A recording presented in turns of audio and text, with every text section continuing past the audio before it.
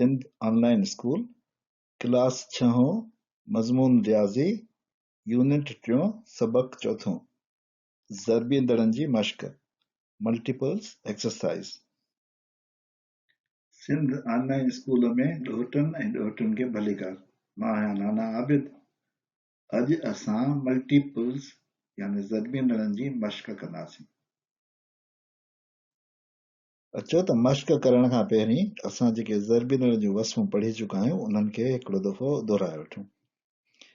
असां हिकिड़ी वस पढ़ी वंड जे मार्फत, जंहिंमें असां चयो त ज़रबींदड़ उहा वंडणी आहे जंहिंखे जुज़ो पूरो वंडे सघे थो।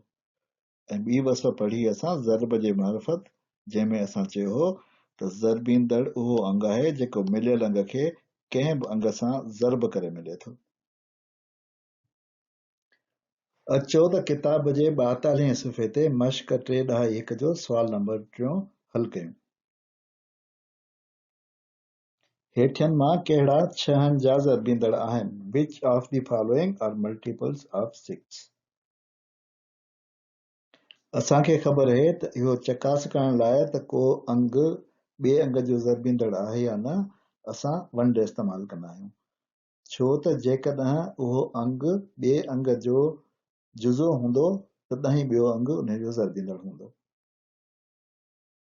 सो अचो त हिननि मां सभिनी अंगनि खे, 10 खे, 18 खे, 96 खे ऐं 200 खे धार धार 6 सां वंडे ॾिसूं।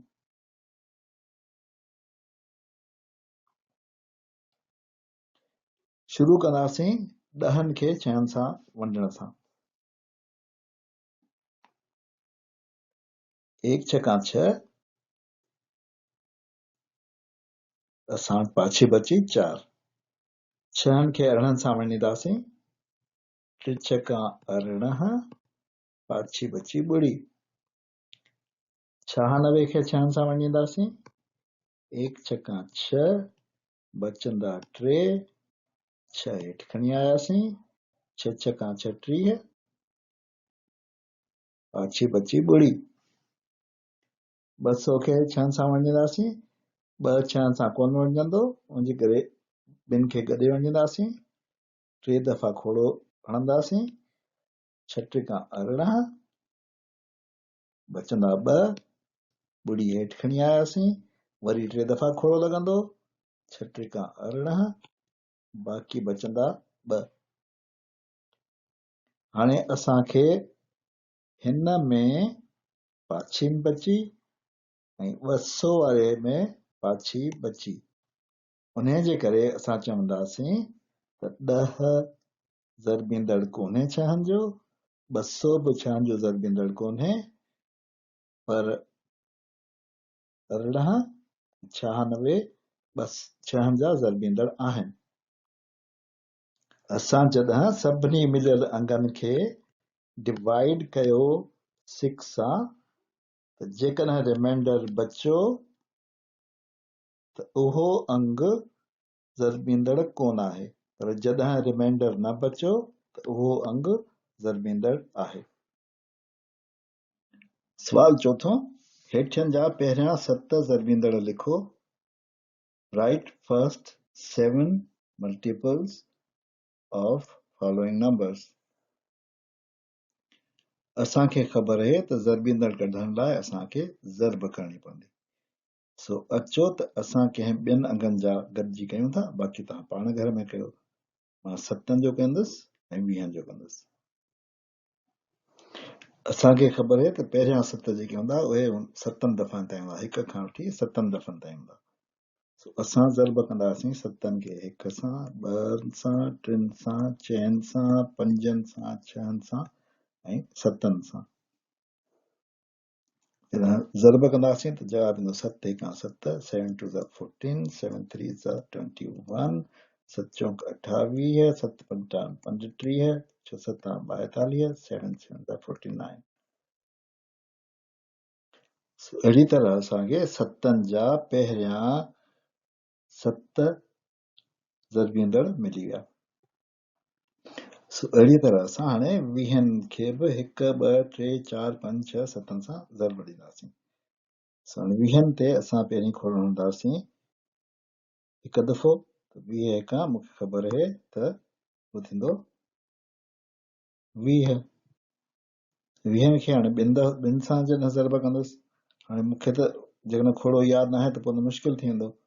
अचो त मां तव्हांखे हिकिड़ी चालाकी सेखारियां। मां सभिनी खां पहिरीं इहा छा कंदुसि, जेको ॿुड़ी आहे हिननि जी उहा मां ड्राए चईंदुसि।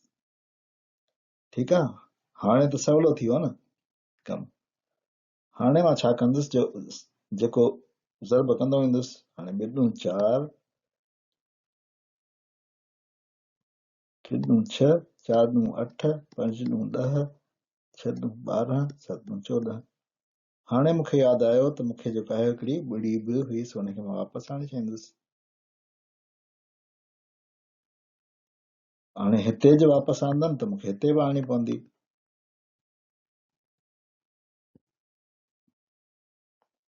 सो ॾिसो, बग़ैर ज़रब करण जे असांखे जेको आहे रुॻो खोड़ो लॻाइण सां 20 जा 7 ज़रबींदड़, पहिरियां 7 ज़रबींदड़ मिली विया।